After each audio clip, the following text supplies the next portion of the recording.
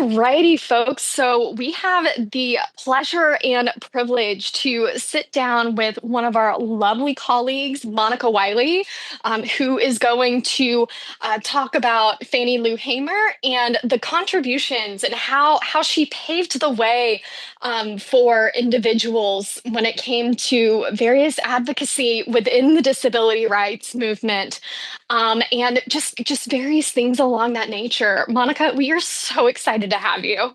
Thank you so much, Stephanie, for that warm introduction. I am delighted to be here and to talk about Fannie Lou Hamer and all of the great advocacy work that she has done and paved the way for someone like myself to continue in that advocacy and that activism world. So I'm delighted to be here and speak about her and another individual as well that we all have grown to love and definitely appreciate that unfortunately is no longer with us, but his legacy has left a blueprint, a print in the advocacy world to make sure that we continue to advocate as much as possible for people with disabilities. Absolutely. And just so for some quick background, because I know that, some folks know about Fannie Lou Hamer's contributions, but would love to, if you could give some background on the contributions that Fannie Lou Hamer has made to the disability rights movement, but also to what contributions particularly stuck out to you personally.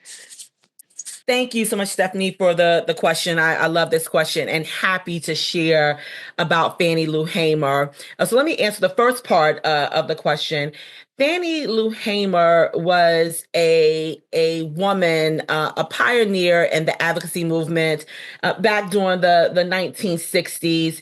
And what I liked about Fannie Lou Hamer was that while she was a fierce advocate for just rights, disability rights, she was a person who had a disability, who was born with polio, had polio at the age of 2 or maybe 3. I think it was around 2 or 3 years old.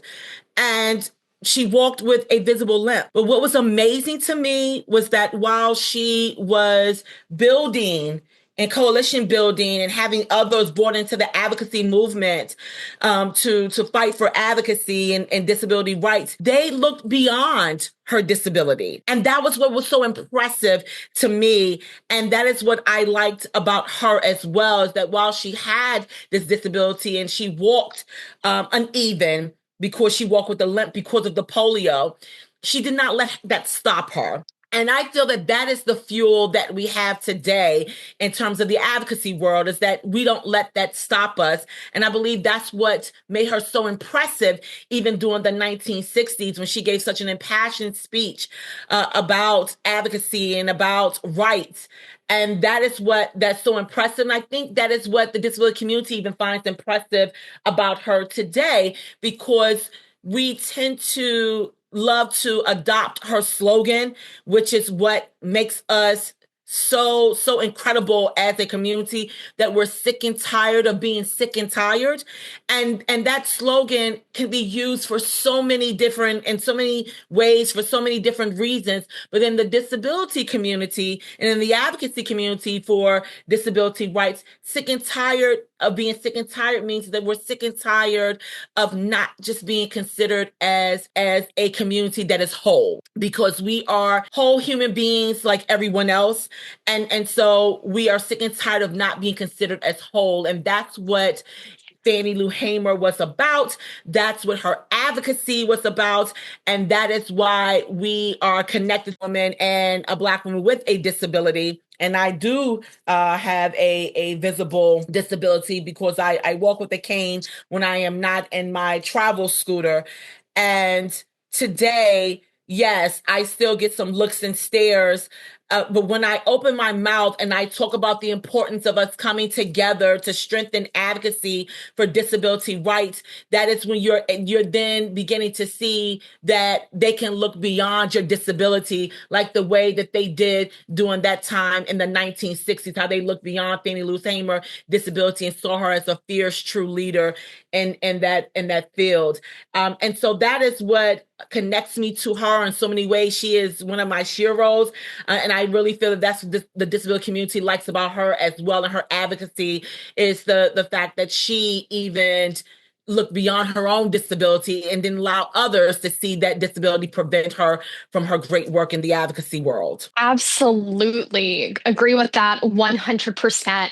And, I think one thing that I personally appreciate about Fannie Lou Hamer is the fact that she wasn't all talk, right? And I feel like sometimes, folks, while they are well meaning, sometimes people will say things and not act on them. And when she Right. said, I'm sick and tired of being so sick and tired, she acted on that. She worked to try to, make this world a better place for all of us in various communities. Absolutely, absolutely. Beautifully said, Stephanie, that she did. And that slogan made her again the desire every single day to get up and make society and make our community just a better place overall, and a better, just a better community overall, and a better society overall, for the betterment of our community and society as a whole. So absolutely, I agree with you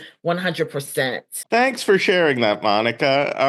I was wondering if you could tell us who else has inspired you in your journey as a activist. Thank you for the question, Jack. Yes, so many have inspired me, but the other person that comes to mind when I think of my work in the advocacy world and disability rights is the late Congressman John Lewis, and may he rest in power.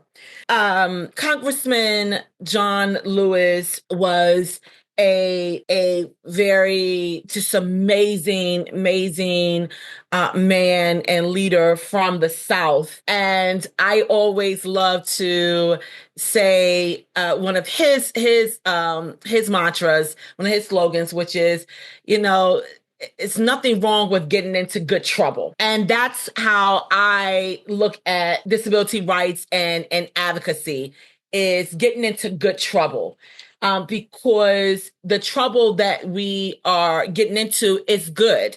It is for the betterment of our community, for the betterment of society, for just the advocacy that we're doing to be beneficial for us and for everyone that is a part of our community and connected to our community. So advocacy is good trouble, getting into good trouble, making sure that we eliminate the bad troubles and creating some good trouble.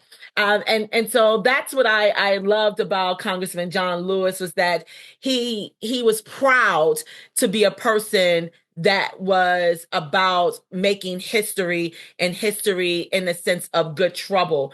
For those who may not know about Congressman John Lewis's background, Congressman John Lewis was such a fierce advocate for rights, just basic human rights.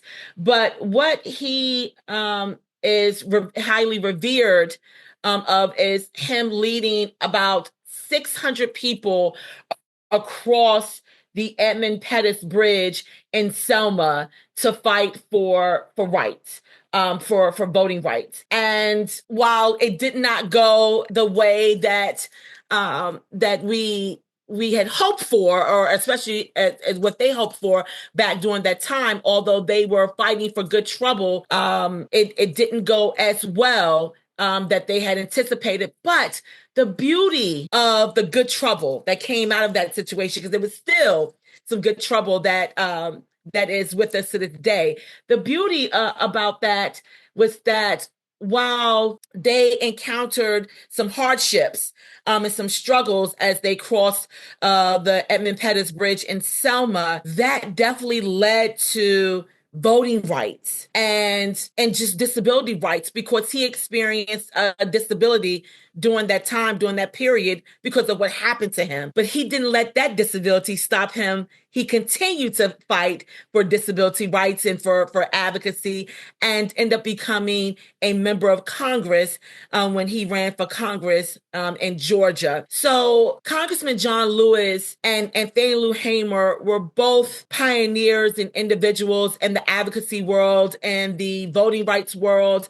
And also we in the disability community we have adopted that slogan, that it's always good to get into some good trouble. Never be afraid to get into some good trouble, are the two pioneers that I champion in the work that I do, that keeps me grounded in positivity, in terms of me fighting for disability rights, for my rights, and for the continuation and the support of advocacy for my community and for us all. Okay, I love that. And can I just say that advocacy is good trouble, or advocacy makes good trouble needs to be one of the t-shirts that we sell in our merch shop. You know what? I like that.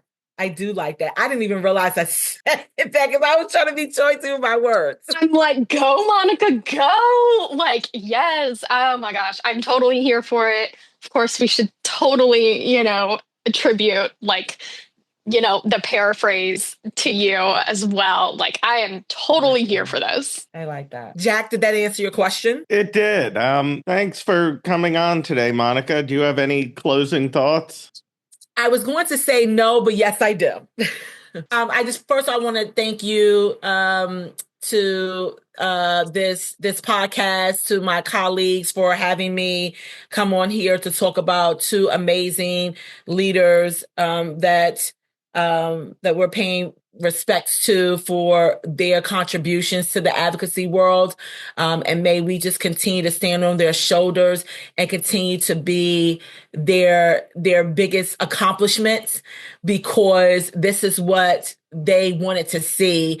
And I hope that we just continue to think of them as we continue to run across some obstacles and some hurdles and some mountains at times, but think about those mountains and hurdles that they came across, but they still continued. They still continue to fight for disability rights and for advocacy. And so I leave with saying that may we continue to do the same, and may we continue to make them proud and continue the work that they left for us to do, because it is up to us to continue this mission and this work. And so I thank you. And it's a pleasure, as always, to be with my colleagues, Jack and Stephanie, here on this podcast.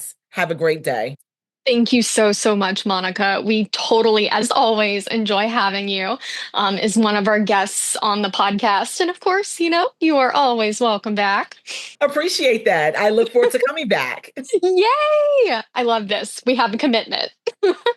And as always, you can follow us on Threads, Twitter, Blue Sky, LinkedIn, Facebook, Instagram, and the TikTok that we do not use, that I do not remember the account name of. And you can email us at podcast@ndrn.org. Until next time, folks. Bye.